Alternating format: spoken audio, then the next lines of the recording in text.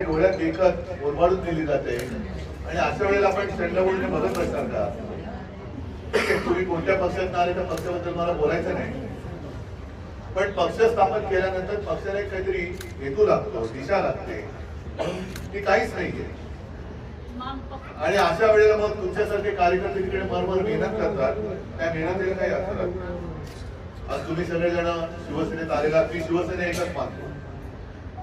शिवसेना हे नाव दुसऱ्या कोणालाही देण्याचा निवडणूक आयोगाला अधिकार नाही हे मी उघडपणाने सांगते, आज तेच बोलत होते. त्याच्यामुळे शिवसेना आपली एकच, फक्त निशाणी बदलते.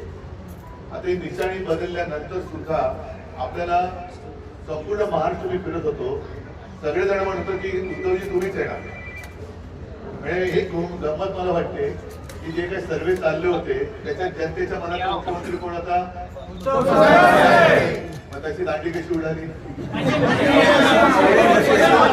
हे सगळं चोरांचं आणि राज्य आहे, हे राज्य आता आपल्याला उठवून टाकावं लागेल. एक ठिणगी तर पडले. गेल्या रविवारी मी भावा आढावांच्या त्या उपोषणात तिकडे गेलो होतो, पण आता तुम्हाला झोपून नाही चालणार, कारण हा शेवटी आपल्या मुंबईच्या मराठी माणसाचा आणि महाराष्ट्राच्या महाराष्ट्र धर्माच्या अस्तित्वाचा प्रश्न आहे. आणि योग्य वेळ तुम्ही मशाल हातात घेतले, शिवसेनेचा भगवा हातामध्ये घेतलेला आहे. तुमचे जे काही प्रश्न आहेत ते सुरेश, तुम्ही तर विभाग प्रमुख आहातच, जिथे जिथे माझी मदत लागेल, जिथे जिथे आपल्या आमदारांची मदत लागेल, तुम्ही येऊन सांगा. आणि पूर्ण ताकदीने, नुसतं नाही, पूर्ण ताकदीने तुमच्या पाठीशीने, तुमच्या सोबत खांद्याला खांदा लावून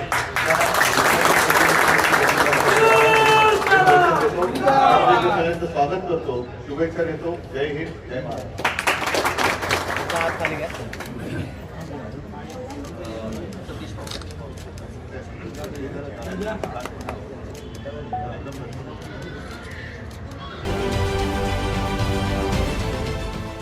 देश विदेशातील प्रत्येक घडामोडींचे लाईव्ह अपडेट मिळवण्यासाठी आता साम टीव्हीच्या सर्व सोशल मीडिया प्लॅटफॉर्मला लाईक, फॉलो आणि सबस्क्राईब करा. तसंच सर्व नोटिफिकेशनसाठी बेल आयकॉन प्रेस करायला विसरू नका.